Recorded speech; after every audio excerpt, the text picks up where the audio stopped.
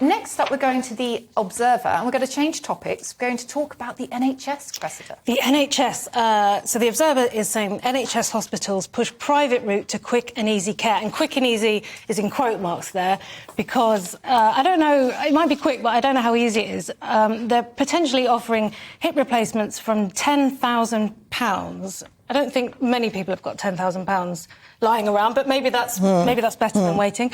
I do have 2 hips. Are you allowed to sort of sell off a hip? You know how people give away... Donate one.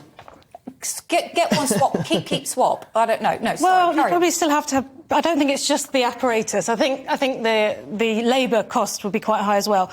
And this is because, obviously, there's record waiting lists. Apparently, at the moment, there's 7.21 million people waiting for NHS treatment in England.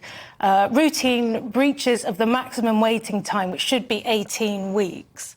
So, I don't know. What do?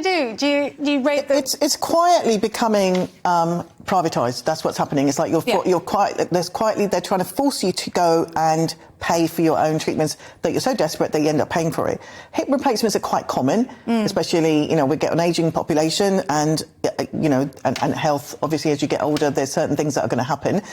No pensioner's going to have £10,000 spare to kind of do that. And isn't that the group of people who have spent most of their lives paying into the NHS? Yeah. Oh, aren't they the group of people who have spent all their lives working really hard, paying all their dues, paying all their taxes? They are exactly the people who should be able to get that. Now, what also I have an issue with this, they say, it doesn't affect the timing of all the NHS stuff. When you pay to jump to the front of the queue, don't worry, you won't be affecting somebody on an NHS waiting list. I'm so sorry. No, you are. How does that work? Because that's a case of, I'm sorry, I've got to talk about it in comedian terms, venue booking, right? You've booked a show, and if you then bump that show and you say, I'm going to stick somebody else in the venue before you, you've been bumped. Turning people to open mic. Well, I thought, you're taking one for the team, you're paying for your own surgery, so you're taking the money...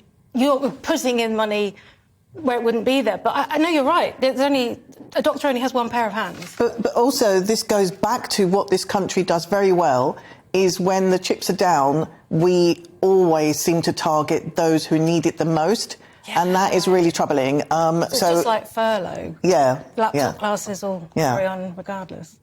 Well, comedians, we didn't get no furlough, did we? We're still a bit Moving bitter on about that. before the comedians go on strike.